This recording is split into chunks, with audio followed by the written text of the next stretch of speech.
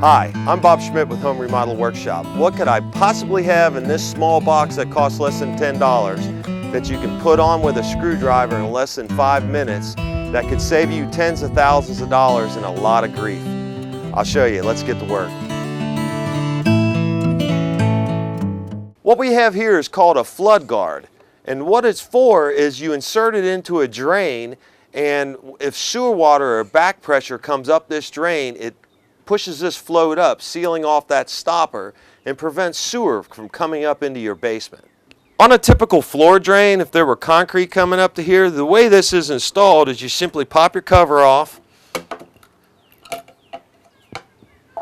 and you can see the inside diameter of the pipe. Now I've pre-tightened these just a little bit so that as to compress this ring and make this swell out.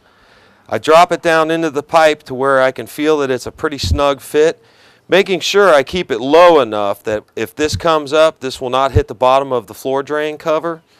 I drop it into the pipe, take my screwdriver, and basically about the same way you would tighten nuts on a car tire, opposite each other. Don't drop this thing because you don't want it going down into the pipe. I alternate from side to side, and I go ahead and I tighten this thing down in the hole. Once you have it down here in here with all these screws nice and tight, and it's nice and snug, and this is free and clear with nothing in the way that's going to stop it from going up and down, you're good to go. Now we're going to go ahead and run some water in the back side of this pipe. As you can see, it hits the float, it starts to back up out of the pipe, and then finally the float seeds itself so that it stops that water from coming back into your house. As you can see, with a simple press down of my finger, I can release that stopper. You can imagine if this was wastewater with excrement and every other foul thing that you can think of in it. You don't want this in your basement. I realize that this device is a quick fix, and it'll only cover that one drain that you have. And this doesn't come maintenance free.